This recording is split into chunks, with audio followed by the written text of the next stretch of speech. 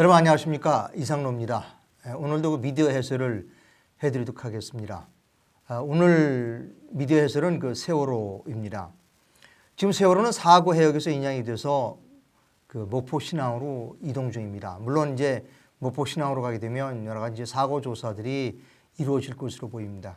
그러나 지금까지 그 외관을 살펴보면 그 세월호에 크게 바깥에서 이렇게 충돌 흔적은 발견되지 않습니다. 그런데 지금까지 세월호와 관련돼서는 많은 그 유언비들이 있었습니다. 암초에 부딪혔다 또는 잠수함에 부딪혔다 이런 이야기들이 있었습니다. JTBC가 작년 12월 25일 그러니까 성탄절 저녁에 세월호가 해군의 잠수함에 부딪혀서 침몰됐을 가능성을 아주 강하게 방송을 했습니다. 한번 보시도록 하겠습니다. 이 방송 프로그램의 이름은 이규현의 스포트라이트라는 방송입니다. 여러분 한번 잘 봐주시기 바랍니다. 성탄 저녁 여전히 타오른 촛불. 세월호 천사들을 위한 아주 특별한 다큐. 침몰 원인에 관한 포괄적이고 논쟁적인 주장. 스포트라이트가 단독으로 만난 인터넷 필명 자로. 바로 그 자로. 즉 외력이 작용하지 않으면 이 세월호 사고를 과학적으로 도저히 설명이 되지 않습니다. 드디어 자, 여러분, 이 프로그램에서 자로라고 하는 사람이 나옵니다. 이 자로는 자칭 인터넷 수사대라고 그 본인은 밝히고 있습니다. 물론 얼굴은 보이지 않지만 본인은 인터넷 수사대 자로라는 필명으로 활동을 하고 있습니다. 인터넷 자로는 2년에 걸쳐서 세월호의 그 침몰 원인을 조사했다는 겁니다. 이 인터넷 자로가 그 네티즌 수사대 자로가 JTBC에 와서 그 자기가 2년간에 걸친 그 수사 결과를 발표합니다. 지금까지 그 공식적으로 그 사고 원인으로 밝혀졌던 이 과적이 침몰의 원인이 아니라 이렇게 주장을 합니다. 또 그 이 평형수를 빼서 짐을 많이 실었기 때문에 복원력이 없었다. 이것도 침몰 원인이 될 수 없다는 겁니다. 이 그 인터넷 그 네티즌 수사대 자료는 잠수함에 의해서 침몰됐을 가능성을 강하게 제기합니다. 그리고 이 프로그램의 중반부에 JTBC가 단독으로 입수한 사고 해역의 레이더 자료를 증거로 채택을 합니다. 그 레이더 자료에는 커다란 물체들이 보입니다. 이 자로와 JTBC는 이것이 그 동력을 갖고 있는, 즉 스스로 움직이는 힘을 갖고 있는 쇠붙이. JTBC는 이것을 잠수함이라고 단정하지는 않았습니다. 그러나 물속에서 동력을 가지고 있는 쇠붙이, 커다란 쇠붙이, 이거는 잠수함 아니고는 솔직히 없다고 말씀드릴 수 있습니다. 자, 여러분, 지금 세월호는 물속에서 나와 있습니다. 외관상으로 뭘까 부딪힌 흔적은 발견되고 있지 않습니다. 즉 세월호는 미군이든 한국 해군이든 잠수함에 의해서 침몰되지 않았다는 것을 보여주고 있는 것입니다. 그 수많은 그 학생들, 수백 명의 학생이 탄 배를 고의든 또는 실수든 미국의 잠수함이든 한국의 잠수함이든 부딪혀서 침몰시키고 그리고 그 해역을 도망갔다면, 그것이 사실이라면 이건 엄청난 일입니다. 따라서 그런 의심을 한다면 그 의심이 합리적이고 과학적이다라고 하는 확신이 설 때까지 언론은 그것을 의심을 말하면 안 됩니다. 그러나 JTBC는 일개 민간인, 그것도 해양 전문가나 사고 전문가가 아닌 본인 스스로가 네티즌 수사관이라고 하는 자로를 동원해서 자로의 말을 인용해서 세월호가 잠수함에 의하여 해군 잠수함에 의하여 침몰됐을 가능성을 강하게 말하고 있습니다. 언론은 확인되지 않은 사실을 엄청난 사실을 말해서는 안 됩니다. 그 사실은 과학적인 근거에 입각해야 하는 것입니다. 이번에는 책을 한 권 소개해 드릴까 합니다. 이 책을 소개해 드리는 이유는 5월 9일 날 우리가 이제 대선이 예선이 되어 있습니다. 예상이 되어 있는데 매우 도움이 될 것 같아서 이 책을 소개해 드립니다. 이 책의 저자는 우정필 교수입니다. 이분은 세종대학교 교수이고요. 유명하신 분입니다. 작년 이 미국 대선에서 이분은 초지일관 힐러리가 아닌 트럼프가 당선될 것이라고 예측한 그런 교수님입니다. 이분이 그렇게 주장할 수 있었던 이유는 미국의 그 주류 방송사, ABC나 NBC나 CNN이나 이런 방송사들이 하고 있는 여론조사 방식이 정확하지 않다는 겁니다. 예를 들면 미국의 한 방송사에서 1000명을 전화로 인터뷰를 하는데 그러면 그 1000명을 인터뷰하는 것이 아니라 사실은 10,000명의 전화를 걸었다는 겁니다. 근데 10,000명의 전화를 걸었지만 대답한 사람은 1000명밖에 안 된다는 것이죠. 그러면 이 대답하지 않은 9,000명의 의사는 알 수가 없다는 겁니다. 따라서 그 대답한 10분의 1만 가지고 그 여론조사를 한다는 것은 원초적으로 그 정확하게 맞을 수 없다. 이렇게 주장을 합니다. 그래서 이 우정필 교수는 다른 방법으로 그 여론조사를 했습니다. 여론조사라고 할까요? 여론조사보다는 어떤 검색이라는 게 맞을 텐데요. 구글을 통해서 대선 결과를 예측했습니다. 구글에 들어가시면 여러분들도 그 구글 트렌드라고 하는 소프트웨어를 받을 수 있습니다. 물론 무료입니다.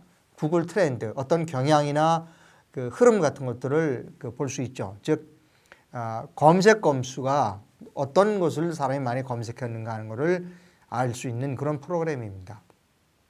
이 우정필 교수는 구글 트렌드를 이용해서 미국 대선을 정확하게 예측했습니다. 한번 보시도록 하겠습니다. 자, 이 도표를 좀 크게 이렇게 좀 잡아 주셨으면 좋겠습니다. 이거는 뭐냐면 작년 1월, 2010년 1월부터 10월까지 그 구글에서 사람들이 구글에다가 그 트럼프 또는 힐러리라는 단어를 넣고 검색한 결과입니다.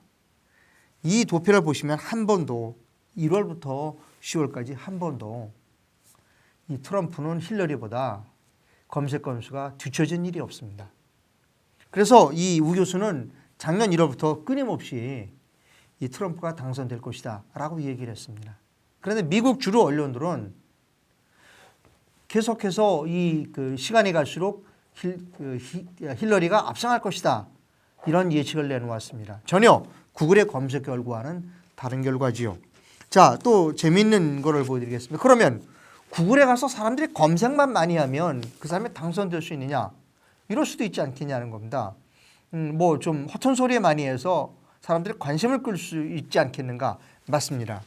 이 그래프가 이런 유형의 그래프가 전통적으로 그 비호감을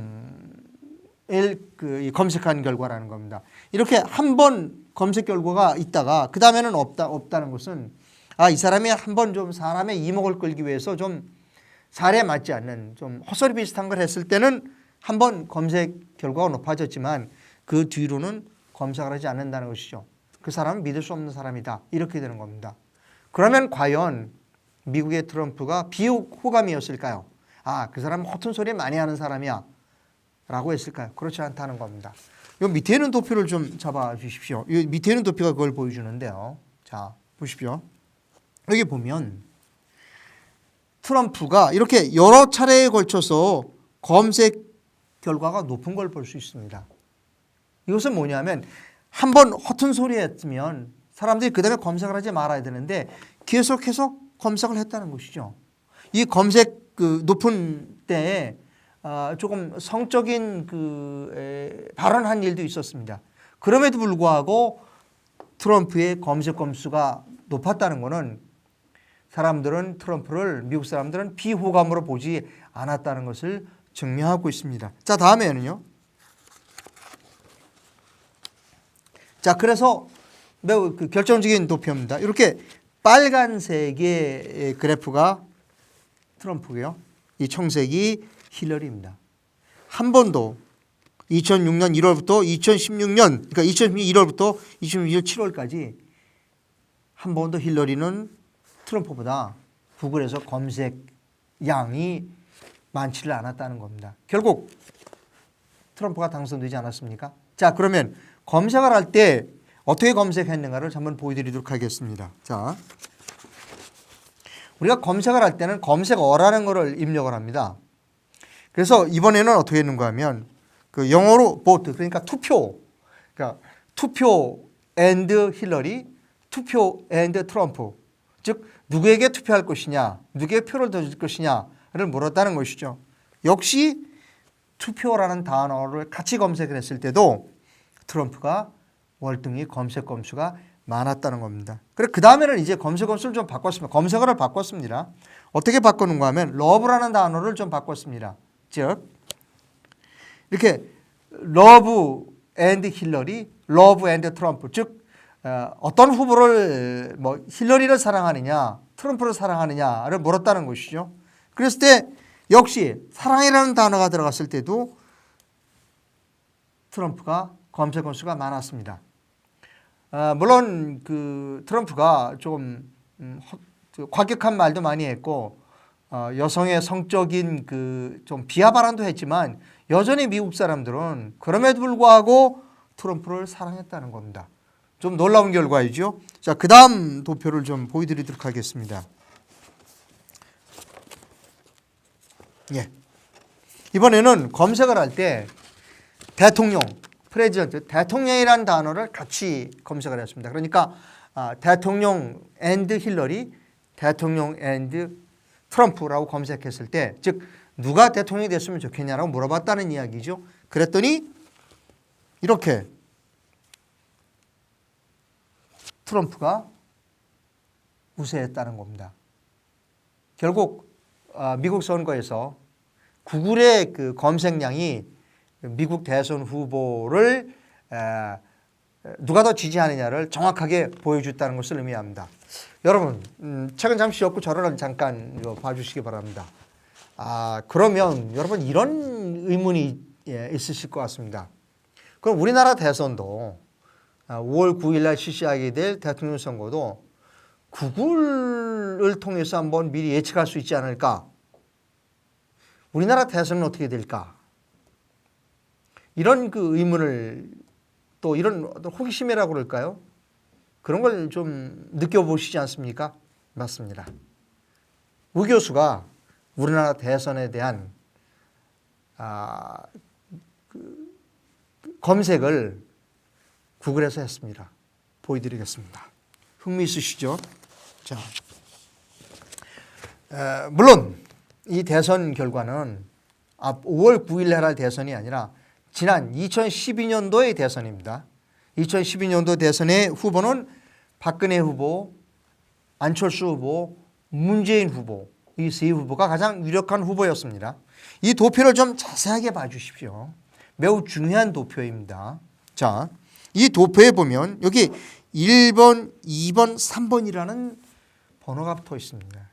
이것은 뭐냐면 박근혜나 문재인 씨의 검색 건수가 아니라 문재인 씨의 검색 건수입니다. 즉, 그 우리나라 사람이 구글에 들어가서 문재인 씨를 얼마나 검색했느냐를 보여주는 그 결과입니다.